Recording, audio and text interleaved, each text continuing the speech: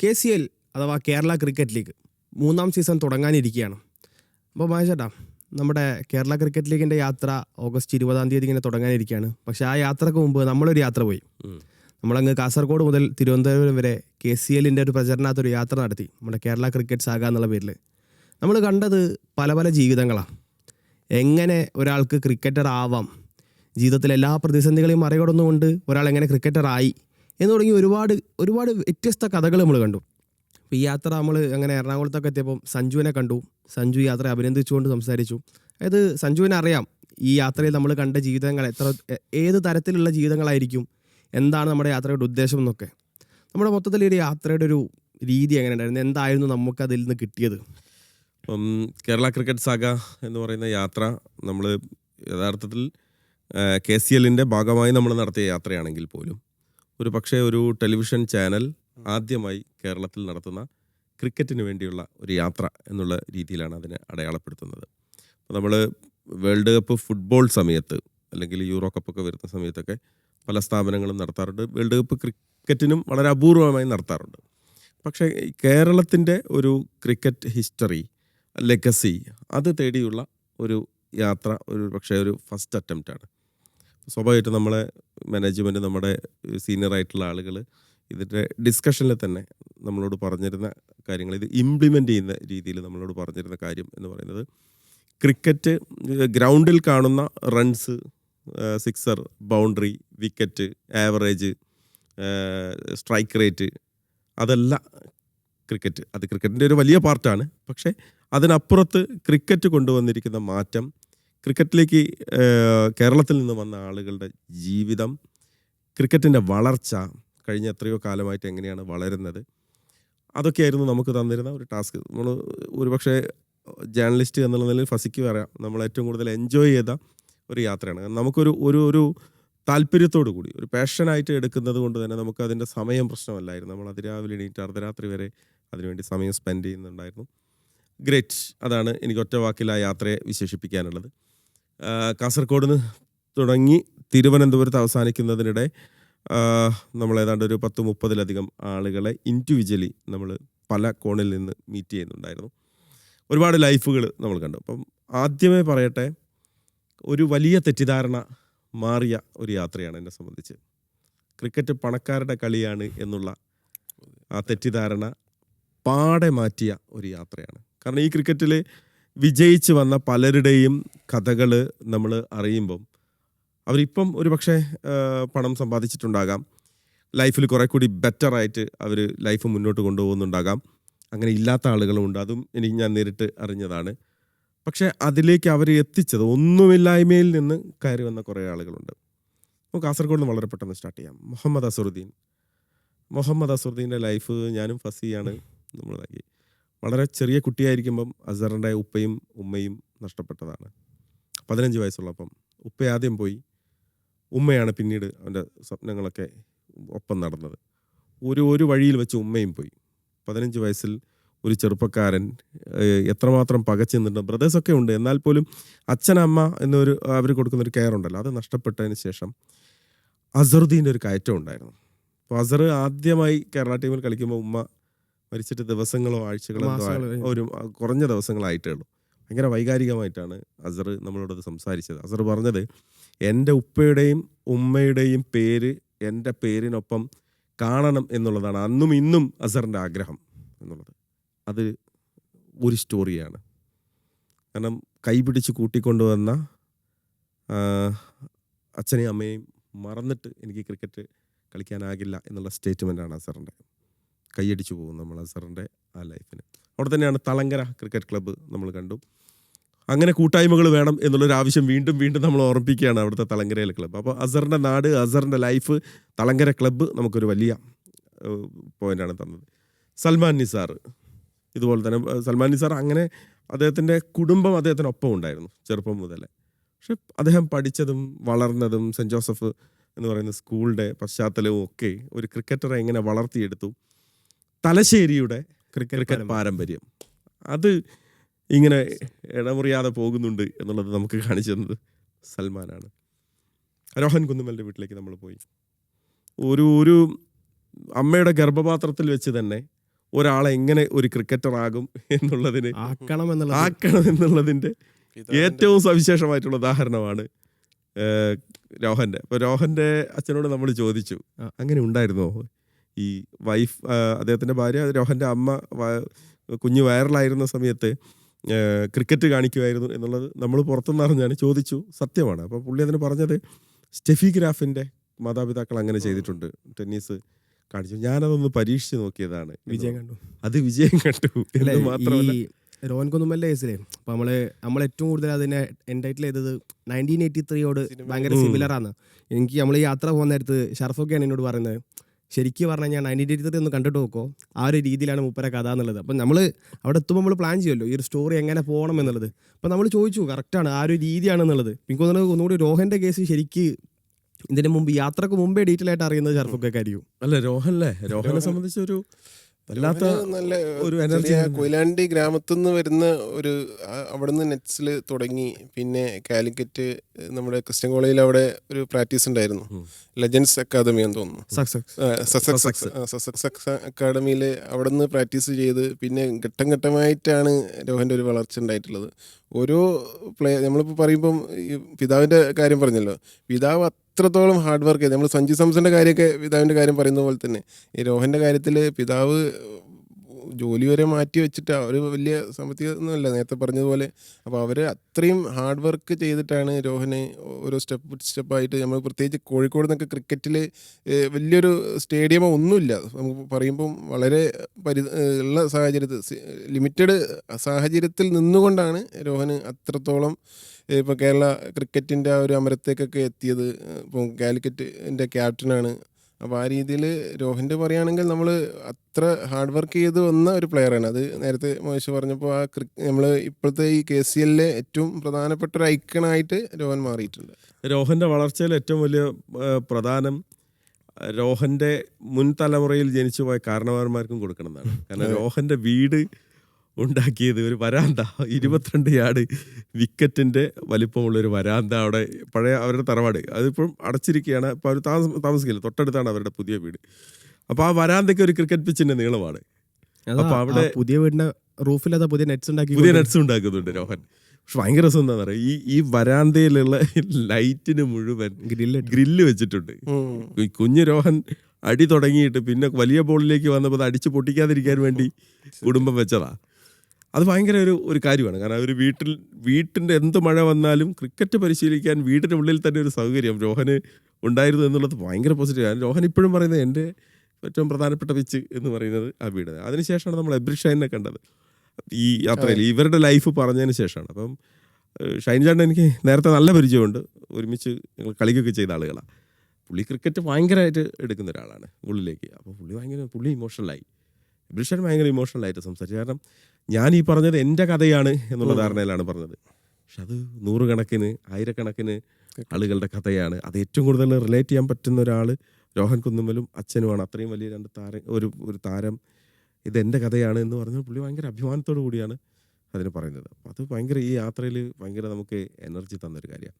മിന്നുമണിയെ നമ്മൾ വനിതാ ക്രിക്കറ്റ് വയനാട്ടിൽ മിന്നുമണി ഇപ്പോൾ ഒരു ഇന്ത്യൻ പ്ലെയർ ആകുമ്പോൾ സ്വാഭാവികമായിട്ടും ആ ലൈഫ് സ്റ്റോറിയൊക്കെ എല്ലാവരും പിക്ക് ചെയ്ത് വരുന്നത്. പക്ഷേ മിന്നുമണി നയിച്ചൊരു വഴിയിലൂടെ വരുന്ന പുതിയ ക്രിക്കറ്റേഴ്സ് ഉണ്ട്. ആ വയനാട് നമ്മൾ അസോസിയേഷനിൽ പോകുമ്പോൾ ആളുകൾ പറയുന്നത് വെച്ചാൽ ഇനിയും ഒരുപാട് പേരുകൾ മിന്നുമണീൻ്റെ അതേപോലെ നമ്മൾ സംസാരിക്കുമെന്നോല് പറയുന്നുണ്ട്. കാരണം എപ്പോഴും മിന്നുമണിയെ പോലെ മിന്നുമണി എന്ന വഴിയിലൂടെ വരുന്നു. ആ ഒരു യാത്ര തുടങ്ങി വെച്ചത് മിന്നുമണിയാണ്. അതൊരു റാലിയാണെങ്കിൽ ആ റാലിയുടെ ഏറ്റവും മുന്നിൽ കൊടി പിടിച്ച് നടക്കുന്നത് മിന്നുമണിയാണ്. അതായത് വയനാടിൻ്റെ ക്രിക്കറ്റിൻ്റെ ഭൂപടത്തിൽ മിന്നുമണിക്കപ്പുറത്തേക്ക് മിന്നുമണി തുടങ്ങി വെച്ച ഒരു യാത്ര ഉണ്ട്. ആ യാത്ര ഇന്നും നാളെയും അടുത്ത ദിവസങ്ങളിലും കണ്ടിന്യൂ ചെയ്യുന്നുള്ളത് നമ്മൾ അവിടെ പോയപ്പോൾ നമ്മൾ കൃത്യമായിട്ട് കണ്ടു. മിന്നുമണി ജനിച്ച സാഹചര്യം നമുക്കറിയാം, അവരുടെ ട്രൈബൽ ഫാമിലിയിൽപ്പെട്ടത്. അപ്പോൾ അവിടെ ഈ അടുത്ത കാലം വരെ പെൺകുട്ടികളെ പുറത്തേക്ക് ഇറക്കില്ല. ഒരു പ്രായം കഴിഞ്ഞാൽ ആൺകുട്ടികളോട് കളിക്കാൻ വിടില്ല. ക്രിക്കറ്റ് കളിക്കുന്നതേ അവർക്ക് ചിന്തിക്കാൻ പറ്റാത്ത ഒരു സാഹചര്യമാണ്. അതിനപ്പുറത്തേക്ക് നേരം സന്ധ്യയായി കഴിഞ്ഞാലോ ഇരുടായി കഴിഞ്ഞാലോ ഒന്നും അവരെ വിടില്ല. ആ പറയുന്ന ഒരു യഥാർത്ഥത്തിൽ ആ കീഴ്വഴക്കങ്ങളെ കീറിമുറിച്ച് നിങ്ങൾ മുന്നോട്ടേക്ക് വരൂ എന്ന് അവിടെയുള്ള പെൺകുട്ടികളോട് പറഞ്ഞ ഒരാളാണ് മിന്നുമണി പോയ വയലിൽ കൂടെ ഇന്നും കിറ്റെടുത്ത് പോകുന്ന ഒരുപാട് ആളുകളുണ്ട്. മിന്നുമണി നടന്ന വഴിയിലൂടെ കിറ്റുമായി പോകുന്ന നൂറുകണക്കിന് കുട്ടികൾ വയനാട്ടിലുണ്ട്. സമയം കിട്ടുമ്പോഴൊക്കെ മിന്നുമണി ആ കൃഷ്ണഗിരി സ്റ്റേഡിയത്തിൽ വന്ന് കുട്ടികളെ പ്രോത്സാഹിപ്പിക്കാനൊക്കെ അവിടെ ഉണ്ടാവില്ല. നാട്ടിലുള്ള സമയത്ത് അധികവും ഗ്രൗണ്ടിൽ തന്നെയാണ് വയനാട്ടിൽ ഉള്ളത്. ഭയങ്കര ഒരു അവരുടെ വീട്ടിൽ പോയപ്പോഴും അച്ഛൻ, അമ്മ, മുത്തശ്ശി, അച്ഛൻ്റെ അമ്മ, അപ്പം അച്ഛനമ്മയൊക്കെ പറയുന്നുണ്ട് ഞാൻ ആദ്യം പോകണ്ട എന്ന് പറഞ്ഞിരുന്നു,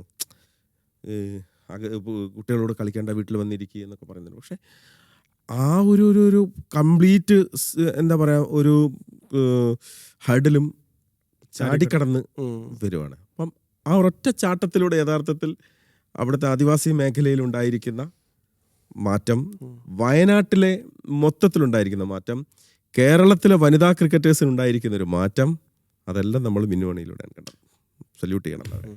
യെസ്. അപ്പോൾ അത് കഴിഞ്ഞു പിന്നെ നമ്മൾ ഓഫ് കോഴ്സ് നമ്മൾ മലപ്പുറത്തേക്ക് എത്തി. വിഘ്നേഷ് പുത്തൂരിനെയും കണ്ടു, സിബിൻ ഗിരീഷിനെയും കണ്ടു. വിഘ്നേഷിനെ നമ്മൾ ഷറഫിനെ അറിയാലോ, ഇപ്പം മുംബൈക്കായി കളിച്ച ഓർമ്മകളൊക്കെ അദ്ദേഹം പങ്കിട്ടിരുന്നു.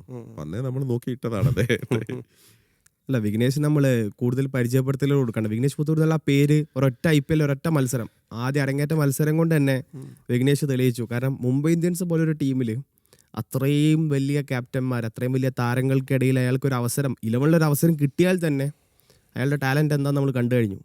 പിന്നെ അയാളുടെ നമ്മൾ അല്ലേ പിന്നെ നിൽക്കേണ്ടി വന്നിട്ടില്ല. മുംബൈ കളിക്കുന്നു, രാജസ്ഥാൻ എടുക്കുന്നു, അതിനിടയിൽ ആലപ്പുഴ കളിച്ചു, പിന്നെ വീണ്ടും ഇപ്പോൾ കാലിക്കറ്റിലേക്ക് എത്തുന്നു. അപ്പോൾ ആള് ടാലൻ്റ് എന്താണെന്നുള്ളത് ഇനി നമ്മൾ അതിൽ കൂടുതൽ ഡിസ്കസ് ചെയ്യണ്ട. പക്ഷേ മലപ്പുറത്തേക്ക് ഒരു വിരുന്നുകാരനായിട്ട് എത്തിയ സിബിൻ ഗിരീഷാണ് നമ്മളന്ന് ഞെട്ടിച്ചത്. വിരുന്നുകാരെന്ന് പറയാൻ പറ്റില്ല, സിബിൻ്റെ അമ്മ മലപ്പുറത്ത് കോട്ടക്കലാണ്.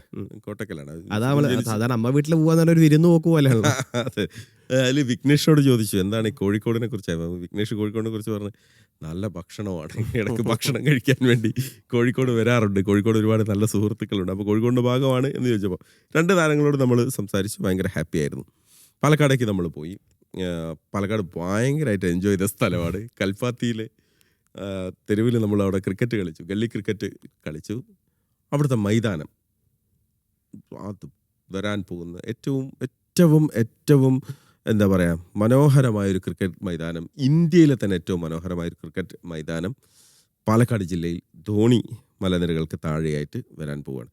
2 മൈതാനങ്ങളാണ്, ട്വിൻ ആയിട്ടാണ് വരുന്നത്. ഒരു വശത്ത് ഇമാജിൻ ചെയ്ത് നോക്കണം, ഒരു വശത്ത് നമുക്ക് മുഴുവൻ സഹ്യപർവ്വത മലനിരകൾ ഇങ്ങനെ നീണ്ടു നിവർന്ന് കിടക്കുന്നു. അതിൻ്റെ മുകളിൽ വെള്ളച്ചാട്ടങ്ങൾ നമുക്കിങ്ങനെ കാണാം, നൂലിഴ പോലെ. അതിൻ്റെ താഴ്വരയിൽ ഒരു മൈതാനം. അത് യാഥാർത്ഥ്യമായാൽ അത് നൽകുന്നൊരു എനർജി ചെറുതായിരിക്കില്ല. വെയിറ്റ് ചെയ്യാണ് അതിന്. പിന്നെ ഞങ്ങൾ ചിറ്റൂരിൽ പോയി. അവിടെയുള്ള ഷാലോം റെസിഡൻഷ്യൽ പബ്ലിക് സ്കൂൾ ചിറ്റൂരിലൊരു ക്ലബ്ബ് ഗംഭീരമായിട്ട് പാർട്ടിസിപ്പേറ്റ് ചെയ്തു നമ്മുടെ പരിപാടിയിൽ. കോട്ടമൈതാനത്ത് പോയി. കോട്ടമൈതാനം പഴയ പ്രൗഢിയോടെ അതേപോലെ നിൽക്കുന്നുണ്ട്. കോട്ടമൈതാനം എസ് ശ്രീശാന്തിൻ്റെയും KN അനന്തപത്മനാഭൻ്റെയും അജയ് കുടുവിയുടെയും കമറുദ്ദീൻ്റെ ഒക്കെ ലൈഫിൽ ഏറ്റവും നിർണായകമായിട്ടുള്ള നിമിഷം സമ്മാനിച്ചാണ്. എസ് ശ്രീശാന്ത് അന്ന് രഞ്ജിയിൽ 5 വിക്കറ്റ് എടുത്ത് പെർഫോം ചെയ്ത് നിന്ന് അന്ന് അജിത് വടേക്കർ ശ്രീശാന്തിൻ്റെ കളി കാണാൻ വേണ്ടി വന്നിരുന്നു. അന്ന് സെലക്ഷൻ കമ്മിറ്റി മെമ്പറോ ചെയർമാനോ മറ്റോ ആണ്. ശ്രീശാന്തിൻ്റെ തലവരമാറിയ സ്ഥലം കോട്ടമൈതാനമാണ്. അപ്പോൾ ആ കോട്ടമൈതാനം വളരെ പ്രൗഢിയോടുകൂടെ നിൽക്കുന്നുണ്ട്. തൃശ്ശൂരിലേക്ക് വന്നു. തൃശ്ശൂരിലാണ് നമ്മളെ ഞെട്ടിച്ച ഒരാളുള്ള വിനോദ് കുമാർ എന്ന് പറയുന്ന താരം. 39 വയസ്സുള്ള വിനോദ് കുമാർ ഇന്നും ഞാനും ഹരിയായിരുന്നു.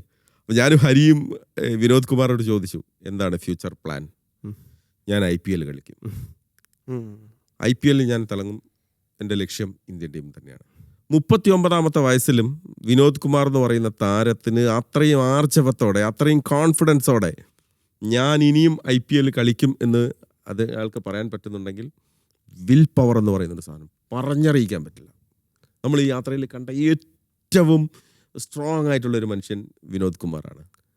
വിൽ പവർ അല്ല, സ്വന്തം കഴിവിലുള്ളൊരു ഭയങ്കര അപാരമായ വിശ്വാസമാണ്. കാരണം നമ്മൾ ക്രിക്കറ്റിൻ്റെ പ്രശ്നം എന്ന് വെച്ചാലേ നമ്മൾ ഒരു ബോളിൻ്റെ വേഗം ഒന്ന് കുറഞ്ഞു കഴിഞ്ഞാൽ അതിനേക്കാൾ വേഗം തീ തുപ്പുന്ന വേഗത്തിൽ പന്തെറിയുന്ന ഒരുപാട് താരങ്ങൾ വരാണ്ട്.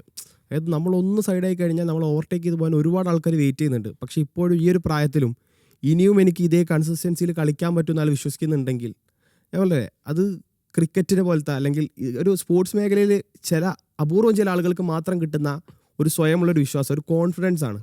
ആ കോൺഫിഡൻസ് ആണ് ശരിക്കും നമ്മൾ നേരത്തെ പറഞ്ഞ സല്യൂട്ട് കൊടുക്കേണ്ടത്. കാരണം അത്രമേൽ സ്വയം വിശ്വാസമാണ്. നമ്മൾ ഈ 39 വയസ്സെന്ന് പറഞ്ഞാൽ നമ്മൾ കുറച്ചൊരു റെസ്റ്റിംഗ് പീരീഡാണ്. ഫാമിലിയൊക്കെ ആയിട്ടൊന്ന് സെറ്റിൽ ആവണം, ഒന്ന് കൂടണം എന്ന് വിചാരിക്കുന്ന ടൈമാണ്. പക്ഷെ അപ്പോഴും കിറ്റും എടുത്ത് കളിക്കാൻ ഇറങ്ങണം. അവിടെയും എൻ്റെ ലക്ഷ്യങ്ങൾ ഇനിയും കഴിഞ്ഞിട്ടില്ല, ഇനിയും മുന്നേറാൻ അവസരമുണ്ടെന്ന് വിശ്വസിക്കുന്നുണ്ടെങ്കിൽ അത് ആ പ്ലെയറിന് കൊടുക്കേണ്ട വലിയ കയ്യടികൾക്ക് തെളിവാണ്. അത് മാത്രമല്ല, ഒരു കാര്യം കൂടെ ഞാൻ സൂചിപ്പിച്ചു ഷർഫിൽ കാര്യം, അതായത് ഫാമിലി ടൈമിൻ്റെ കാര്യം പറഞ്ഞില്ലേ, വിനോദ് കുമാറിൻ്റെ ഫാമിലി അവരിങ്ങനെ എല്ലാവരും നിൽപ്പുണ്ട്. അപ്പോൾ ഞാൻ അച്ഛനോട് ചോദിച്ചു. അപ്പം അച്ഛൻ കരാട്ടെ മാസ്റ്ററാണ്. അപ്പം അച്ഛൻ തമാശ രൂപേണ പറഞ്ഞു, ഈ പണ്ട് ഈ ശബരിമലയിൽ പോയപ്പം അവിടെ ഈ മറ്റേ കാണിക്ക ഇതിടുന്നത്, അപ്പോൾ അത് കെട്ടിയിട്ട് വിനോദ് നേരെ അത് ഇത് വെച്ചിട്ട് എറിഞ്ഞു വന്ന്. കുഞ്ഞു കുട്ടിയായിരുന്നപ്പം ക്രിക്കറ്റ് കളിച്ച് തുടങ്ങിയ സമയത്ത് അപ്പോൾ രസകരമായിട്ട് പുള്ളി അത് തമാശ രൂപേണ പറഞ്ഞത്. അപ്പം ഭാര്യയോട് ഞാൻ ഈ ചോദ്യം ചോദിച്ചു, വിദ്യ, വിനോദിൻ്റെ വൈഫിൻ്റെ പേര്, ഞാൻ ചോദിച്ചു, അല്ല നിങ്ങൾക്ക് ഈ ഫാമിലി ടൈമൊക്കെ മിസ്സാല്ലേ, 39-ാമത്തെ വയസ്സിൽ 3 കുട്ടികളുണ്ട്, അപ്പം മിസ്സാവില്ലേ? വൈഫ് പറഞ്ഞാണ്, വിനോദിൻ്റെ വൈഫ് പറഞ്ഞാണ് നമ്മളെ അമ്പരപ്പിച്ചത്, ഞെട്ടിച്ചത്. ഒരു പക്ഷേ കേരളത്തിലെ ക്രിക്കറ്റ് കളിക്കുന്ന എല്ലാ ഭർത്താക്കന്മാരും കേൾക്കാൻ ആഗ്രഹിക്കുന്ന വാക്കാണ് വിനോദിൻ്റെ വൈഫ് പറഞ്ഞത്. ക്രിക്കറ്റ് ഇല്ലെങ്കിൽ വിനോദില്ല, ക്രിക്കറ്റ് ഇല്ലെങ്കിൽ വിനോദില്ല. ഞങ്ങളുടെ ലൈഫ് വിനോദിൻ്റെ ക്രിക്കറ്റുമായി ചേർന്ന് നിൽക്കുന്നതാണ്. അതെങ്ങനെ പോകുന്നോ അതിനനുസരിച്ച് ഞങ്ങളുടെ ലൈഫ് സെറ്റ് ചെയ്യും. അല്ല, അതിനപ്പുറത്തേക്ക് അയാൾക്കൊന്നും വേണ്ട. ഇങ്ങനെ ഒരു കുടുംബം പിന്തുണ കൊടുക്കുന്നുണ്ടെങ്കിൽ പിന്നെ അതിനപ്പുറത്തേക്ക് എന്താണ്? ഞാൻ വിചാരിക്കുന്നത് വിനോദിന്റെ കോൺഫിഡൻസിന്റെ പകുതി ആ കുടുംബം കൊടുക്കുന്നതാണെന്നാണ്. പിന്നെ ഞാൻ പറഞ്ഞതേ, ഈ നമ്മളിപ്പോൾ വിനോദ് പറയുമ്പം 120 പന്തുകളാണ് ഫേസ് ചെയ്യാനുള്ളത്. ആകെ T20 ക്രിക്കറ്റാണ്. T20 ക്രിക്കറ്റിലേക്ക് നമ്മൾ 39-ാമത്തെ വയസ്സിൽ വരുമ്പോൾ നമുക്കത് അപാര കോൺഫിഡൻസ് വേണം. പ്രത്യേകിച്ച് നമ്മൾ ടെസ്റ്റോ മറ്റു മത്സരം പോലും സമയമില്ല. നമ്മൾ ആദ്യ പന്ത് മുതൽ അടിക്കുക, അല്ലെങ്കിൽ ഫസ്റ്റ് പന്ത് മുതൽ തന്നെ വിക്കറ്റ് എടുക്കാൻ ട്രൈ ചെയ്യുക. ഇതായിരിക്കണം ഒരു പ്ലെയറെ സംബന്ധിച്ച് പ്രധാനപ്പെട്ട കാര്യം. അപ്പോൾ അവിടേക്ക് 39-ാമത്തെ വയസ്സിൽ വരുമ്പം പ്രത്യേകിച്ച് KCL നമ്മൾ ചെറുതായി കാണരുത്. കഴിഞ്ഞ സീസണിലൊക്കെ പ്രകടനം കണ്ടാലേ അപാര അസാധ്യ പ്ലേയേഴ്സ് ഏത് ലീഗ് വെച്ചാലും മുന്നിൽ നിൽക്കുന്ന ഒരു ലീഗാണ്. അപ്പോൾ അതിലേക്ക് വിനോദ് വരുമ്പം അത് വലിയ തോതിലുള്ള ഒരു കോൺഫിഡൻസ് തന്നെയാണ് അത്താരത്തിൽ. മറ്റു പലർക്കും നമ്മളിത് പറയുമ്പം പല കളിക്കാരും ഇനി സാധ്യതയില്ല, ഇനി ഒരു അവസരം ഇല്ല എന്ന് പറയുന്ന പല ആളുകൾക്കും മുന്നോട്ട് വരാനുള്ള ഒരു അവസരം കൂടിയാണ് KCL ഈ 39-ാം വയസ്സിൽ വിനോദ് വരുന്നതിലൂടെ നമ്മളതിൽ കാണുന്നത്. പിന്നെ അവിടുന്ന് ഞങ്ങൾ നേരെ എറണാകുളത്തെത്തി. എറണാകുളത്ത് MD നിതീഷിൻ്റെ ലൈഫ്, അദ്ദേഹത്തിൻ്റെ ലൈഫ് നേരത്തെ എല്ലാവർക്കും അറിയാം. പക്ഷെ അതിൽ നിന്ന് ഒരല്പം മാറിയാണ് നമ്മൾ അദ്ദേഹത്തോട് സംസാരിച്ചത്. പ്രളയത്തിൻ്റെ സമയത്ത് നിതീഷിൻ്റെ നിന്ന വീട് ചരിഞ്ഞു പോയിരുന്നു. അപ്പോൾ അവിടെ തന്നെയാണ് ഇപ്പം നിതീഷിൻ്റെ വീടുള്ളത്. അതൊക്കെ അവർ നേരെയാക്കി. ഇപ്പോഴും പ്രളയത്തിൻ്റെതായിട്ടുള്ള പ്രശ്നങ്ങളുണ്ട്. ഞങ്ങൾ ചെന്ന് അങ്ങോട്ട് മൊത്തം പോകുന്നതാണ്. അപ്പോൾ അവിടുന്ന് അതൊരു ഭയങ്കര റിമോട്ട് ഏരിയ, കാഞ്ഞിരമറ്റം എന്ന് പറയുന്നത്. അപ്പോൾ അവിടുന്ന് കിറ്റ് എടുത്താണ് നിതീഷ് പോകുന്നത്. പക്ഷെ നിതീഷിനോട് സംസാരിച്ച് നമുക്ക് കിട്ടിയ വലിയ പ്രധാനപ്പെട്ട ഒരു കാര്യം, നിതീഷ് വേറെ വീട് വെക്കുന്നുണ്ട്, നോക്കുന്നുണ്ട്, അതിൻ്റെ കാര്യങ്ങളൊക്കെ നടക്കുന്നത്. നമുക്ക് അതൊക്കെ കാണുമ്പോൾ അവൻ പറയുമ്പോൾ നമുക്ക് ഭയങ്കര സന്തോഷമാണ്. ഒരാളിങ്ങനെ രക്ഷപ്പെട്ട്, ക്രിക്കറ്റ് കാരണം രക്ഷപ്പെട്ട് വരുന്നു എന്നുള്ളത് ഭയങ്കര ഹാപ്പി ആയിട്ട് കേൾക്കുകയാണ്. നിതീഷ് പറഞ്ഞാൽ അവിടെ പെയിൻ്റ് അടിക്കാൻ പോയിരുന്നു, പെയിൻറ്റ് പണിക്കൊക്കെ പോയിരുന്നു നിതീഷ്. അപ്പോൾ അവിടെ അവന് ഇൻസൾട്ട് ചെയ്ത കഥ, ഇത് ടെസ്റ്റ് മത്സരമല്ല അന്ന് അടിക്കുമ്പോഴൊക്കെ പറഞ്ഞു. IPL താരങ്ങളൊക്കെ പെയിൻ്റ് അടിക്ക് വന്നിട്ടുണ്ടല്ലോ, ഈ IPL താരങ്ങളൊക്കെ എന്നുള്ളത് പിന്നീട് നിതീഷ് പറഞ്ഞ് ഉള്ളെന്നൊരു ചിരി വരുന്നുണ്ട്. നിതീഷ് നമ്മളെ ഇൻ്റർവ്യൂ എടുക്കുമ്പോൾ മുംബൈയുടെ സ്ക്വാഡിൽ നിതീഷിനെ നമ്മൾ കണ്ടതാണല്ലോ. അത് വലിയ അഭിമാനം തോന്നി. ഇൻസൾട്ടാണ് ഏറ്റവും വലിയ ഇൻവെസ്റ്റ്മെൻറ്റ് എന്ന് ഞാൻ നിതീഷിനോട് അവിടെ വെച്ച് ചോദിച്ചു. നിതീഷ് അതിന് വളരെ സരസമായി മറുപടി പറഞ്ഞു. പക്ഷെ ആ സരസമായിട്ട് നിതീഷ് മറുപടി പറഞ്ഞപ്പോഴും നിതീഷ് എന്ന ഫൈറ്റർ, പോരാളിയുടെ ഒരു എന്താ പറയുക, വിജയം നമ്മൾ അവൻ്റെ വീട്ടുമുറ്റത്തിരുന്ന് കണ്ടു എന്നുള്ളതാണ്. നിതീഷ് അസാധ്യമായിട്ടുള്ള ഒരു പേരാണ് കേരള ക്രിക്കറ്റിൽ. ഞാൻ ഈ പറഞ്ഞ പണത്തിൻ്റെ കൊഴുപ്പ് ഇല്ലാതെ കക്കവാരി ജീവിച്ചു തുടങ്ങിയ ഒരു താരം. കക്കവാരൽ എന്ന് നമ്മൾ എരുന്ത് എന്ന് നമ്മൾ മലബാർ പറയും. അത് വാരി ജീവിച്ച ഒരു താരം ഈ ആഴ്ച ദിലീപ് ട്രോഫി കളിക്കാൻ പോവാണ്. തിലക് വർമ്മയുടെ ക്യാപ്റ്റൻസിയിൽ അസാധ്യമായിട്ടുള്ള ഒരു ലൈഫാണ് നിതീഷിൻ്റെ. ക്രിക്കറ്റിലേക്ക് വരുന്ന, ക്രിക്കറ്റിനപ്പുറത്ത് നമ്മൾ ജീവിതത്തിൽ വിജയിക്കണമെന്ന് ആഗ്രഹിക്കുന്ന ആളുകളുണ്ടെങ്കിൽ അവർ പാഠമാക്കേണ്ടത് ഒന്ന് നിതീഷിൻ്റെ ലൈഫാണ്. അഖിൽ സ്കറിയ തൊട്ടപ്പുറത്ത്. അഖിൽ സ്കറിയയുടെ അമ്മ ഇന്നും ഒരു പപ്പട കമ്പനിയിൽ ജോലിക്ക് പോവാണ്. അഖിൽ പറഞ്ഞു അമ്മ ഇപ്പോൾ പോകണ്ട, അത്യാവശ്യം ജീവിക്കാനുള്ള സിറ്റുവേഷനൊക്കെ വന്നു. AG's ഓഫീസിലാണ് അഖിൽ വർക്ക് ചെയ്തത്. പക്ഷെ അമ്മ ഇപ്പോഴും ജോലിക്ക് പോകുന്നുണ്ട്. തനിച്ചായതാണ്. ഞാനത് കൂടുതൽ റിവീൽ ചെയ്യുന്നില്ല. അഖിലും അമ്മയും അഖിൽ വളരെ ചെറുപ്പത്തിലുള്ളപ്പം തനിച്ചായതാണ്. അവിടെ നിന്ന് അമ്മയാണ് ക്രിക്കറ്റിലേക്ക് മകനെ കൊണ്ടുവരുന്നത്.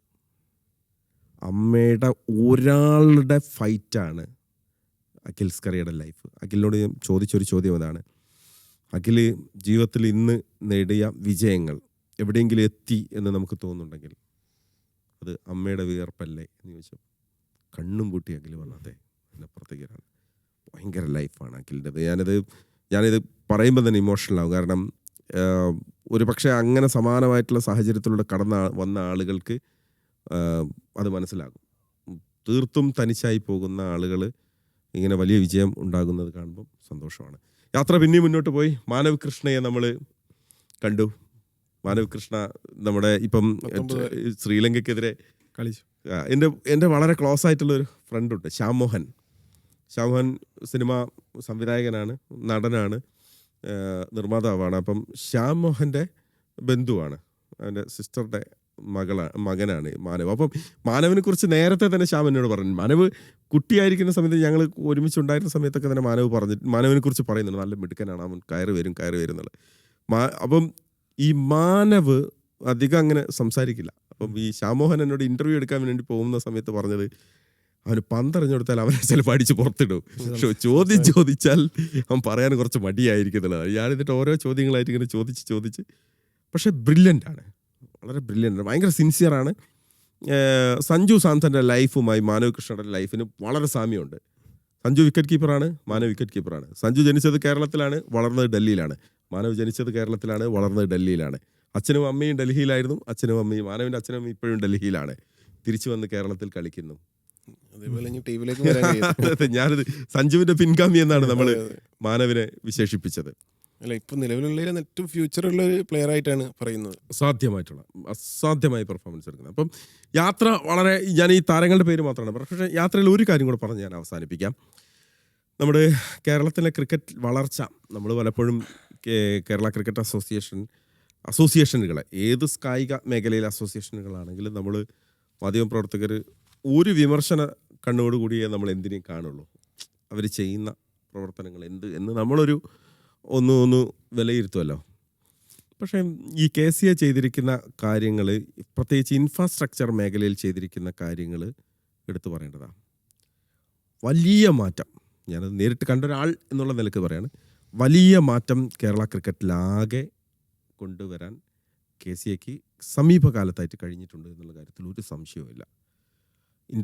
ഇൻഡോർ നെറ്റ്സുകൾ, സ്റ്റേഡിയങ്ങൾ, ഇപ്പോൾ കൊച്ചിയിൽ അന്താരാഷ്ട്ര സ്റ്റേഡിയം വരുന്നു, പാലക്കാട് വരുന്ന സ്റ്റേഡിയം, കൊല്ലത്ത് എഴുകോണിലൊരു ഗംഭീര മൈതാനം വരുന്നുണ്ട്, കോഴിക്കോട് എന്താ പറയുക സ്റ്റേഡിയം ഇല്ല എന്നുള്ളതിൻ്റെ പരിഭവം പറഞ്ഞ് മടുത്തതാണ്. കോഴിക്കോട് അതിൻ്റെ അവസാന ഘട്ടത്തിലേക്ക് എത്തുകയാണ്. മനസ്സിലാക്കി അവർ നമുക്ക് തരുന്ന ഇൻഫോ, ഞാൻ ഇവിടെ പോയപ്പോഴൊക്കെ അവരൊന്ന് മനസ്സിലാക്കുന്നത് കോഴിക്കോടും വളരെ പെട്ടെന്ന് മൈതാനം വരാനുള്ള എഴുത്തുകുത്തുകൾ നടക്കുകയാണ്. അപ്പോൾ ഒരു മാറ്റം, ഒരു വിപ്ലവകരമായിട്ടുള്ളൊരു മാറ്റം ഇൻഫ്രാസ്ട്രക്ചർ രംഗത്ത് കൊണ്ടുവരാൻ സാധിക്കുന്നുണ്ട്. ആ മാറ്റം യഥാർത്ഥത്തിൽ ഗുണം ചെയ്യുക KCLനായിരിക്കും. KCL ടീമുകളുടെ കൂടുതൽ താരങ്ങൾ വരും. അത് ഇന്ത്യൻ ക്രിക്കറ്റിലേക്ക്, നമ്മുടെ താരങ്ങളിലേക്ക് ഈ KCL എത്തുന്നത് വരെയുള്ള ഒരു നിമിഷം ഉണ്ടാകും. അപ്പോൾ അതിന് ഇൻഫ്രാസ്ട്രക്ചർ ഡെവലപ്മെൻറ്റ് ഗംഭീരമായിട്ട് നടന്നു എന്നുള്ളത് ഞാൻ നേരിട്ട് ഞാൻ കോഴിക്കോട് അവരോട് ഞാൻ പറഞ്ഞത്, നിങ്ങൾക്ക് ഇത്രയും കാലമായിട്ട് സ്റ്റേഡിയം ഉണ്ടാക്കാൻ പറ്റിയില്ലല്ലോ എന്ന് തന്നെ ചോദിച്ച ഒരാളാണ്. പക്ഷേ ബാക്കി ഇപ്പോൾ കോഴിക്കോട് വരുന്നു, അതോടൊപ്പം തന്നെ ബാക്കി എല്ലായിടത്തും, ഏതാണ്ട് എല്ലായിടത്തും ചില ഇടങ്ങളിൽ മൈതാനമില്ലാത്ത പ്രശ്നം, പക്ഷേ ഈ എഴുത്തുകുത്തുകൾ ലാൻഡ് കിട്ടാനില്ലാത്തതാണ് വലിയ പ്രശ്നം എന്നാണ് അവർ പറയുന്നത്. പക്ഷേ മൊത്തത്തിൽ നോക്കുന്ന സമയത്ത് അവർ മെയിൻറ്റെയിൻ ചെയ്യുന്ന സ്റ്റേഡിയങ്ങളാണെങ്കിലും, അവർ പരിപാലിക്കുന്നതാണെങ്കിലും, അവരുണ്ടാക്കുന്ന സ്റ്റേഡിയങ്ങളാണെങ്കിലും ഒക്കെ ബ്യൂട്ടിഫുള്ളായിട്ട് മെയിൻറ്റെയിൻ ചെയ്യുന്നുണ്ട്. ആ കാര്യത്തിൽ നമ്മൾ KCA സമ്മതിക്കണം. ഇടുക്കിയിലൊക്കെ തൊടുപുഴയിലെ ടിൻ സ്റ്റേഡിയം, വയനാട് കൃഷ്ണഗിരി സ്റ്റേഡിയം, അവിടെ ഫ്ലഡ് ലൈറ്റ് വരികയാണ്. ഇപ്പം പറയേണ്ട ഒരു കാര്യമാണത്. SD കോളേജിൽ, ആലപ്പുഴ SD കോളേജിൽ ഇത് വന്നു, ഫ്ലഡ് ലൈറ്റ് വന്നു. മംഗലപുരത്ത് ഫ്ലഡ് ലൈറ്റ് വന്നു. ആലപ്പുഴയിൽ ഞങ്ങൾ ചെന്നായിരുന്നു ആദ്യമായിട്ട് ഫ്ലഡ് ലൈറ്റ് ഇട്ടിട്ട് അവിടെ പ്രാക്ടീസ് നടക്കുന്നത് കണ്ട ആലപ്പുഴ ടീമിൻ്റെ. വയനാട്ടിൽ അതിൻ്റെ ഫ്ലഡ് ലൈറ്റിൻ്റെ പണി സ്റ്റാർട്ട് ചെയ്തു. അതും നമ്മൾ അവിടുന്ന് കാണുന്നുണ്ട്. അപ്പം ആ തരത്തിൽ അതൊരു വലിയ ഹ്യൂജ് ആയിട്ടുള്ളൊരു മാറ്റം വരുന്നുണ്ട്. അതായത് യാത്ര സക്സസ് ആയിരുന്നു. ഷറഫ് യാത്രയ്ക്കൊപ്പം വന്നില്ല, പക്ഷേ ഷറഫ് എങ്ങനെയാണ് ഞങ്ങളെ യാത്രയൊക്കെ കണ്ടതെന്ന് കൂടെ ഞങ്ങൾക്ക് അറിയാനൊരു താല്പര്യമുണ്ട്. ഞാൻ നമ്മളെ കെ സി എല്ലിൻ്റെ ഇത് പറയുമ്പോൾ നമ്മൾ കഴിഞ്ഞ 2 സീസണിൽ നമ്മളൊരു പ്രകടനം എടുത്താൽ നമ്മളിപ്പം സ്റ്റാർ ആയിരുന്നു തോന്നുന്നത് സംരക്ഷണാവകാശം. എനിക്ക് തോന്നുന്നു 4 കോടിയിലധികം പേരാണ് KCL മത്സരങ്ങൾ വീക്ഷിച്ചത്. അത് കേരളത്തിൽ നിന്ന് ആളുകൾ ക്രിക്കറ്റ് കാണുന്നില്ല എന്ന് ക്രിക്കറ്റ് ഏറ്റവും കൂടുതൽ മത്സരം, അതൊരു ഡൊമസ്റ്റിക് ക്രിക്കറ്റ് മത്സരം കാണുന്നതിൽ ഏറ്റവും കൂടുതൽ ആളുകൾ കാണുന്ന ഒരു മത്സരമായി ഇപ്പം മറ്റേ തമിഴ്നാട് പ്രീമിയർ ലീഗ് നമ്മളെക്കാൾ മുന്നേ തുടങ്ങി ആരംഭിച്ചൊരു മത്സരമാണ്.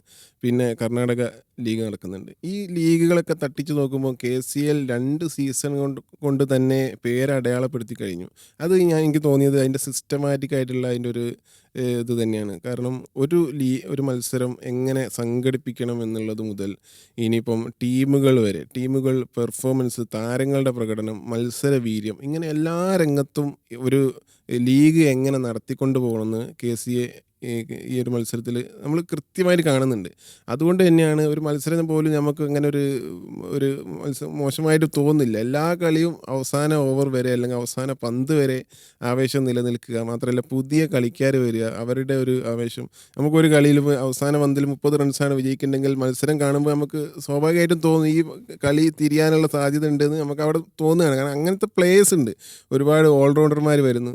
അത്തരത്തിൽ നമ്മൾ ഏത് ജില്ലയിൽ പോയി എടുത്താലും അവിടെ ക്രിക്കറ്റ് താരങ്ങൾക്ക് ഇപ്പോൾ ഒരു നല്ലൊരു അവസരം വന്നു ചേരുകയാണ്. കാരണം ഡൊമസ്റ്റിക്കിൽ ഇപ്പോൾ നമ്മൾ ചെറിയ മറ്റേ ടെന്നീസ് ബോൾ എന്ന് പറയും, ടെന്നീസ് ബോളിലൊക്കെ കളിച്ച് വരുന്ന കളിക്കാർക്ക് ഈ ഡിസ്ട്രിക്റ്റ് കളിച്ച് സ്റ്റേറ്റ് കളിച്ച് ഈ KCL പോലെ വലിയൊരു വേദിയിൽ വന്ന് കളിക്കാനുള്ള ഒരു അവസരം വരുമ്പം അതുവഴി IPL റഡാറിലേക്ക് വരികയാണ്. ഇപ്പം വിഘ്നേഷിൻ്റെ കാര്യമൊക്കെ നമ്മൾ നേരത്തെ പറഞ്ഞു. വിഘ്നേഷൊക്കെ വന്നത് എന്ന് പറഞ്ഞാൽ അതിന് മുന്നേ നമ്മൾ കേരള ക്രിക്കറ്റിൻ്റെ വിഘ്നേഷിന് ഒരാൾക്കും അറിയില്ല. കാരണം അങ്ങനെ എവിടെയും കേൾക്കുന്നൊരു പേരല്ല. പക്ഷേ KCL വന്ന് KCLിലെ പ്രകടനം വെച്ചിട്ട് വിഘ്നേഷ് ആ രീതിയിൽ വലിയൊരു ക്യാൻവാസിലേക്ക് വരുന്നു. ഇന്ത്യൻ പ്രീമിയർ ലീഗിലേക്ക് വന്ന് മുംബൈ ഇന്ത്യൻസിന് വേണ്ടി കളിക്കുന്നു. അതൊക്കെ ഒരു വലിയൊരു നേട്ടമായിട്ടൊക്കെ കാണുന്നത്. ഇപ്പോൾ ഈ വരുന്ന സീസണിലേക്ക് ഇപ്പോൾ എല്ലാ താരങ്ങളും വിചാരിക്കുന്നത് അവർ ഒരു 100% നൽകിക്കൊണ്ട് ഇന്ത്യൻ ടീമിലേക്കും അല്ലെങ്കിൽ IPL പോലൊരു വേദിയിൽ കളിക്കണമെന്ന് തന്നെയാണ് എല്ലാവരുടെയും ആഗ്രഹം. അതിനുവേണ്ടി അവരുടെ പരമാവധി നൽകും. അതുതന്നെയാണ് ഈ മത്സരം ഇത്രയും ആവേശത്തിലേക്ക് വരാൻ കാരണം.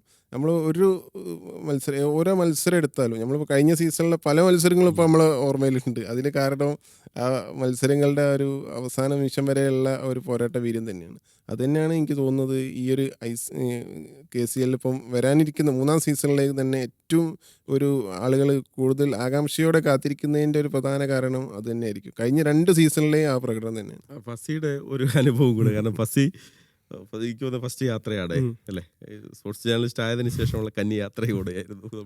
നമ്മളെ യാത്ര പോവാന്ന് പറയുമ്പോൾ നമ്മൾ ഭയങ്കര എക്സൈറ്റഡാണ്. കാരണം ആദ്യമായിട്ടൊരു യാത്ര അല്ലെങ്കിൽ ഒരു കേരളത്തിലെ ക്രിക്കറ്റിനെ പറ്റിയിട്ട് പലപ്പോഴും അങ്ങനെ ചർച്ചകൾ ഉണ്ടാവാറില്ല. നമ്മളൊരു രഞ്ജി ട്രോഫി മത്സരം വരുമ്പോഴോ അല്ലെങ്കിൽ സഞ്ജു സാംസൺ നന്നായി കളിക്കുമ്പോഴോ മാത്രമാണ് കേരള ക്രിക്കറ്റ് പലപ്പോഴും പൊതുവേദിയിൽ ഡിസ്കസ് ചെയ്യപ്പെടാറ്. അല്ലാതെ അതിൻ്റെ ഒരു ഡീപ്പ് റൂട്ട്സിലേക്ക് പലപ്പോഴും പോകാറില്ല. അല്ലെങ്കിൽ ഒരാൾ നല്ലൊരു അച്ചീവ്മെന്റ് ഉണ്ടാക്കുമ്പോൾ മാത്രം അന്നൊരു ദിവസം അല്ലെങ്കിൽ ആ ഒരു ആഴ്ച മാത്രം ഡിസ്കസ് ചെയ്യപ്പെടുന്ന പല സ്റ്റോറികളുണ്ട്. പക്ഷെ അതിൻ്റെ യഥാർത്ഥ റൂട്ടുകൾ നമ്മൾ പറയില്ലേ, ഒരു ആഴത്തിലേക്ക് ചെല്ലുമ്പോൾ നമുക്ക് അതിൻ്റെ കറക്റ്റ് എന്താണ് അതിൻ്റെ ഒരു സ്റ്റോറി, എന്താണ് അവിടെ ശരിക്കും നടന്നതെന്നൊരു നമ്മളൊക്കെ വിചാരിക്കും നമ്മളൊരു മിഡിൽ ക്ലാസ് ജീവിതമാണ്, ഇതുവഴി നമുക്ക് ഈ ഒരു ഇത്രയും വലിയ പൊസിഷനിലേക്ക് എത്താൻ പറ്റില്ല. പക്ഷേ നമ്മളെക്കാളും പ്രയാസപ്പെട്ടുകൊണ്ട് നമ്മളെക്കാളും വലിയ ജീവിത സാഹചര്യങ്ങൾ മറികടന്നുകൊണ്ട് ഇത്രയും ആളുകൾ മുന്നോട്ടേക്ക് വന്നു എന്നുള്ളത് നമ്മൾ ഈ ഒരു യാത്രയിലാണ് കാണുന്നത്. പല ലൈഫാണ്. ഒരിക്കലും ഞാൻ പറഞ്ഞില്ല, ഞാൻ ഇപ്പോൾ വളരെ ഒരു 4-5 ജില്ലകളിൽ ഒരു 6ഓളം താരങ്ങളെടുത്ത് മാത്രമാണ് ഞാൻ ചെന്നിട്ടുള്ളത്. ബാക്കി യാത്രകളിൽ ഞാൻ പങ്കെടുത്തില്ല. പക്ഷെ ആ 6 ആളുകളും 6 കഥകളായിരുന്നു, 6 ജീവിതങ്ങളായിരുന്നു. അതൊരു പക്ഷേ കേരളത്തിലെ മറ്റു പലരുടെയും നമ്മൾ പറയില്ല, ഈ 1983 സിനിമ എബ്രിഡ് ഷൈൻ്റെ കഥയായിരുന്നു, രോഹൻ കുന്നുമലിൻ്റെ കഥയായിരുന്നു, മറ്റു 100ഓളം ക്രിക്കറ്റർമാരുടെ കഥയായിരുന്നു. അതുപോലെ തന്നെ ഈ 6 ജീവിതങ്ങൾ എന്ന് പറഞ്ഞാൽ കേരളത്തിലെ പല ലൈഫ് സ്റ്റോറികളാണ്. പല ആളുകൾക്കും റിലേറ്റ് ചെയ്യാൻ പറ്റുന്ന പല കഥകളും അതിലുണ്ട്. അപ്പോൾ ഈ കഥകൾ നമ്മോട് പറയുന്നത് ഈ പ്രതിസന്ധികളൊക്കെ മറികടന്നുകൊണ്ട് നമുക്ക് ഇനിയും ഒരുപാട് ദൂരം പോകാൻ പറ്റുമെന്നുള്ളത് ഈ ഒറ്റ യാത്ര കൊണ്ട് മനസ്സിലാക്കി. അതായത് നമ്മൾ പോയ യാത്രകളേക്കാൾ വലിയ ഇൻട്രസ്റ്റിംഗ് ആയിട്ടുള്ളൊരു യാത്രയായിരുന്നു അവർ നടത്തിയത് എന്നുള്ളത് മനസ്സിലായി പെട്ടെന്ന്. ഞാൻ ഒരു കാര്യം കൂടെ പറഞ്ഞ് നമുക്ക് യാത്രയെക്കുറിച്ചുള്ള വിശേഷം അവസാനിപ്പിക്കാൻ തോന്നും. ഒരു പക്ഷേ ഈ KCL അറിയപ്പെടുന്നത് മറ്റൊരു പേരിൽ കൂടിയാകും, മറ്റൊരു ചരിത്ര കൂടി പിറന്നാകും. അനീഷ് രാജൻ എന്ന് പറയുന്ന ഒരു താരത്തെക്കുറിച്ച് നമ്മൾ യാത്രയിൽ പറയാതെ പോയാൽ അത് നമ്മൾ തന്നെ ചെയ്യുന്നൊരു നീതികേടാണ്. അനീഷ് രാജനെ ഞങ്ങൾ കൊച്ചിയിൽ വെച്ച് കാണാൻ ശ്രമിച്ചു, കണ്ടില്ല. തിരുവനന്തപുരത്ത് വെച്ചാണ് ഞാൻ അദ്ദേഹത്തെ കണ്ടത്. അനീഷ് രാജൻ നമുക്കറിയാം, ഭിന്നശേഷി ഇന്ത്യൻ ടീമിൽ കളിച്ച് ലോകകപ്പ് നേടി ആ ടീമിലുണ്ടായിരുന്ന വളരെ ബ്രില്യൻ്റ് ആയിട്ടുള്ളൊരു പ്ലെയറാണ്. അപ്പം സാധാരണഗതിയിൽ നമ്മളൊരു ഭിന്നശേഷി പ്ലെയർ എന്നുള്ള രീതിയിലാണ് എൻ്റെ മനസ്സിലുണ്ടായിരുന്നൊരു ചിത്രം ഈ കാലം അത്രയും അനീഷ് രാജനെ കുറിച്ച് അതായിരുന്നു. അനീഷ് രാജൻ ഇക്കുറി കൊച്ചി ബ്ലൂ ടൈഗേഴ്സിന് വേണ്ടി ഇറങ്ങാൻ പോവുകയാണ്. അനീഷ് രാജൻ്റെ വലത് കൈപ്പത്തിയില്ല, ജന്മന ഈ ഭാഗത്ത്. ഒരു ക്രിക്കറ്ററെ സംബന്ധിച്ച് അയാളുടെ ഏറ്റവും വലിയ വെപ്പൺ എന്ന് പറയുന്നത് വിരലുകളാണ്, കൈകളാണ് എന്നുള്ള കാര്യത്തിൽ നമുക്കൊരു സംശയമില്ല. അതിലേറ്റവും പ്രധാനപ്പെട്ട ഒരു കാര്യമാണ് ഈ കൈപ്പത്തി അദ്ദേഹത്തിന് ഇല്ല, ജന്മന അങ്ങനെയാണ്. പക്ഷേ നമുക്ക് അദ്ദേഹത്തെ സംസാരിക്കുമ്പോഴും നമുക്ക് പേടിയൊന്നും എങ്ങനെയാണ് അദ്ദേഹം ഈ കൈയില്ലാതെ കളിക്കുന്നത്. അനീഷ് രാജനോട് സംസാരിച്ച് നോക്കണം. നമ്മൾ എന്താ പറയുക, ഒരു ക്രിക്കറ്റർക്ക് എത്രമാത്രം ആത്മവിശ്വാസവും ആർജവും ഉണ്ടാവണം എന്നുള്ളതിന് ഉദാഹരണമാണ് അനീഷിനോട് നമുക്ക് സംസാരിക്കുമ്പോൾ കിട്ടുന്നത്. നമ്മളൊക്കെ നിന്ന് പുളകം കൊണ്ടുപോയി അദ്ദേഹത്തോട് സംസാരിക്കുന്ന സമയത്ത്. അനീഷും പറഞ്ഞു ഞാൻ IPL കളിക്കും എന്ന് പറഞ്ഞു. അനീഷ് ഇത്തവണ KCL ഇറങ്ങിയാൽ അത് കേരള ക്രിക്കറ്റ് ലോക ക്രിക്കറ്റിന് കൊടുക്കുന്ന ഒരു മാതൃക, ലോക ക്രിക്കറ്റിന് കാണിച്ചു കൊടുക്കുന്ന ഒരു ചിത്രം വേറെയാകും. ചേർത്ത് പിടിക്കലിൻ്റെത് കൂടിയാണ് ക്രിക്കറ്റ് എന്നുള്ളതാവും. ആരെയും മാറ്റി നിർത്താനുള്ളതല്ല 22 യാർഡ് പിച്ച് എന്നുള്ളത്. അനീഷ് രാജൻ ഇക്കുറി കളത്തിലിറങ്ങിയാൽ ഞാൻ മനസ്സിലാക്കിയിടത്തോളം അനീഷ് ഇറങ്ങും. ടീമുമായിട്ടൊക്കെ സംസാരിക്കുമ്പോഴും അനീഷ് കളിക്കാൻ ഇറങ്ങും എന്ന് തന്നെയാണ് എൻ്റെ വിശ്വാസം. ആ മുഹൂർത്തത്തിനായിട്ട് നമ്മൾ കാത്തിരിക്കുകയാണ്. കാരണം ആ സമയത്ത് നമുക്ക് എഴുന്നേറ്റ് നിന്ന് കൈയടിക്കണം അനീഷ് രാജൻ കളിക്കാൻ ഇറങ്ങുമ്പോൾ. അത് അനീഷ് രാജനും കൈയടി വേണം, കൊച്ചി ബ്ലൂ ടൈഗേഴ്സിനും വേണം, KCLനും വേണം, KCAക്കും വേണം. കാരണം അങ്ങനെ ഒരു പ്ലാറ്റ്ഫോം ഒന്നും ആർക്കും എത്താൻ പറ്റില്ല എന്ന് കരുതുന്ന സ്ഥലത്താണ് എല്ലാം ഒരു മനുഷ്യനെ കൊണ്ട് എത്ര പരിമിതികളുണ്ടെന്ന് നമ്മൾ വിശ്വസിക്കുന്നുണ്ടെങ്കിലും ആ പരിമിതികളൊന്നും അതിന് തടസ്സമല്ല എന്ന് കാണിക്കാൻ അനീഷ് രാജൻ്റെ വരവ് വേണം. അതിന് നമ്മൾ കാത്തിരിക്കണം. ഓക്കെ, യാത്ര അവസാനിപ്പിക്കുകയാണ്. ഗംഭീരമായിരുന്നു. ലൈഫിൽ എന്നെന്നും ഒരുപാട് യാത്രകൾ ഞാൻ നടത്തിയിട്ടുണ്ട്. ഇലക്ഷൻ യാത്ര നടത്തിയിട്ടുണ്ട്, ബുള്ളറ്റിൽ കേരളം മുഴുവൻ പോയിട്ടുണ്ട്, ഫുട്ബോൾ യാത്രകൾ അനവധി നടത്തിയിട്ടുണ്ട്, മറ്റു തരത്തിലുള്ള യാത്രകളൊക്കെ നടത്തിയിട്ടുണ്ട്. പക്ഷേ ഏറ്റവും വലുതായി കരിയറിൽ നമ്മൾ ആഗ്രഹിച്ച് നടത്തുന്ന ഒരു യാത്രയുണ്ടല്ലോ, അതായിരുന്നു Kerala cricket saga. Thank you.